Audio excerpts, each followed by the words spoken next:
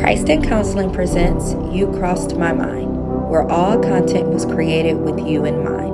Our mission is to provide knowledge, support, and encouragement to get you through your day. Please like, share, and subscribe to our YouTube page. Enjoy. Hi loves, my warrior sister Brittany Rose reached out and asked if I can do a quick 5-minute video on motherhood and infant mental health, so I will try my very best to keep it at max 5 minutes. My name is Ariana. I am a LLMSW with a specialty focus on infant mental health. The work that I do is with parents, caregivers, and young children. We help support and build healthy attachment relationships, which helps the child develop social and emotional skills or increase the social and emotional skills that they currently have. The work is not easy at all. We have to explain to parents when they come in that this isn't a magic wand that we have to wave and make the child behave. This is hard. We get deep into the work. We go into how the parents were upbrought, and we dig deep into how they are upbringing the children in order to help them understand where the disconnect may be and what emotions may be arising within them that prevent them from understanding any disconnect or any needs of the child. In addition to being an infant mental health therapist, I am also a mommy.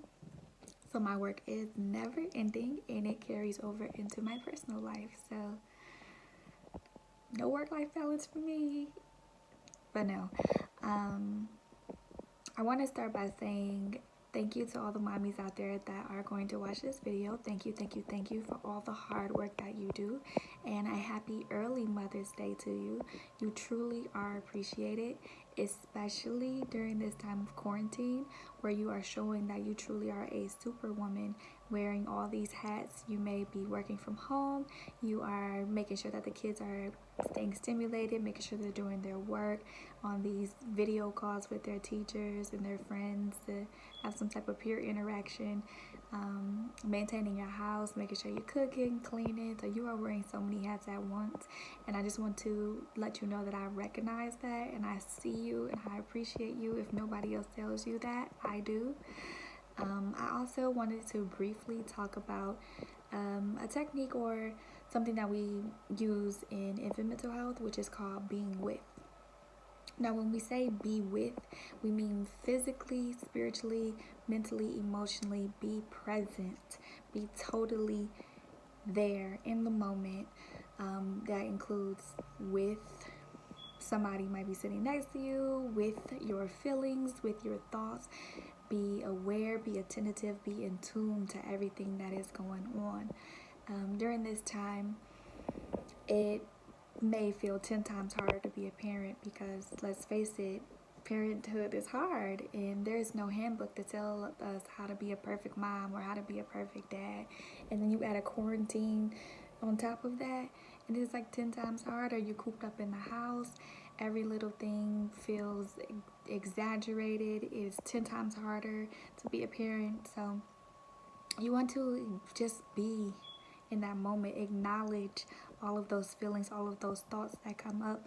Be aware of what may be going on for the child. Maybe they are scared, but they don't have the language capacity to be able to come to you and say, hey, I'm feeling some type of way. So they might be acting that out. You might see an increase in temper tantrums. You may see an increase in their clinginess, wanting to be under you 24/7 when you just want some personal space. Trust me, I know, I'm there. But just be aware of what is coming up for you and how you're responding to them, because that's going to teach them how to respond in other situations. Be open. Children come into our lives to teach us about them, but also to teach us about ourselves. I mean, let's face it, they push us to limits that we didn't know that we can go to, and they try us time and time again. But that is simply them learning boundaries, them learning how to interact in relationships, them learning who they are. And so it is up for us to teach them, but it's also up to us to learn from them. And when they're teaching us, we have to be receptive to whatever it is that they're bringing to us and be aware of whatever emotions that arise in us when they're doing this. Most importantly, I encourage you to be gentle, be compassionate with yourself and with your child. Understand mistakes are going to happen. Again, there's no such thing as being a perfect parent. I know sometimes when life feels upside down, when it feels hard, we are a little bit more snappy, a little bit more agitated, and we might lash out. We don't mean to. And so don't beat yourself up if that is you, if that is your situation. Don't think that you are a horrible parent, because you're not. You're human and you make mistakes, and that's okay. And what we have to do is just learn from those mistakes and push forward and teach our kids that it is okay for them to make mistakes and they can move forward from them. So lastly, I want to leave off with repair the rupture. If you do make a mistake, if you do lash out at your child, if you do say something negative to them, like, oh my God, you acting so stupid right now, just let them know, like, hey, that wasn't right of me to make you feel that way. That wasn't right for me to manifest that negativity into you. And let them know, like, hey, mommy made a mistake. And that way, when they're in that type of situation, they can own it. They can say, hey, Mom, I made a mistake. That wasn't right for me to do that. That wasn't right for me to say this to you or say this to anybody else. You know, I was really feeling this type of way. So it's kind of like lead by example. But again, be gentle with yourself. Learn from it. It's not going to come overnight. It's going to take practice, practice, and more practice. But until then, until you get it down pat, just keep trying.